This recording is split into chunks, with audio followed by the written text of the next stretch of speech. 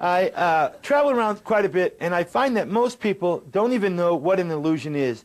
Now, I'm not an illusionist, and most people, even I could tell you I was, and you wouldn't know, because most people don't know what an illusion is. And I'll give you an example.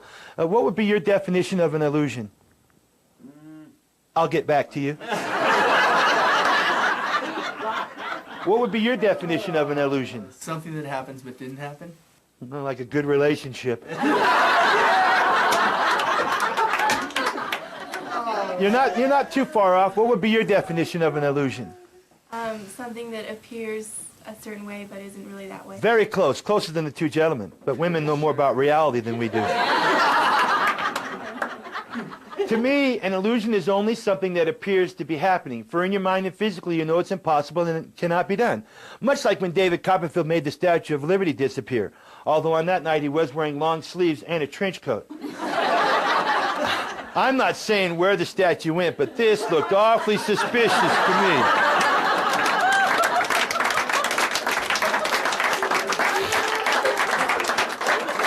Unlike any other magician you'll ever see, I allow you to examine my props. So for this one moment, I am going to hand you this. This is a short piece of rope. You may examine that.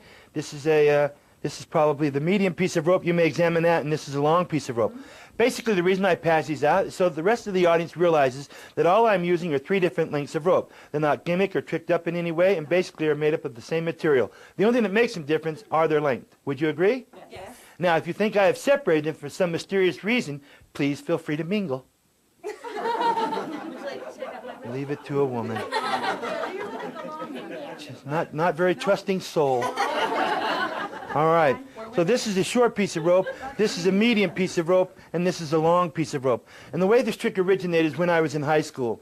We had a professor come over once a week from the college. This man was always baffling me with his mathematical problems. Whenever I got the chance, I would try to fool him. I said, "Professor, did you know the 3 pieces of rope were all the same length?" He said, "Michael, did you know you were flunking this class?" I hated that guy. I said, "Professor, watch closely. When you bring the short piece of rope to the top like this, when you bring the medium piece of rope to the top like this, and when you bring the long piece of rope to the top like this, you could agree, from my thumb up, they might be the same length." Dead silence then, dead silence now. As you can see, the silence doesn't bother me anymore. I said, "Professor, watch closely, because it's only when you tug on the ropes is when they look like they all 3 become the same length."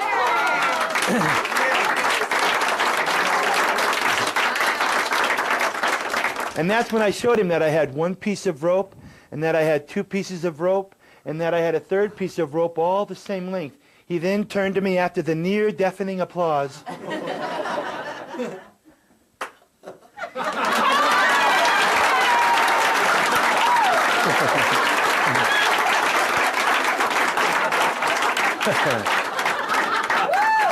You people are so spontaneous.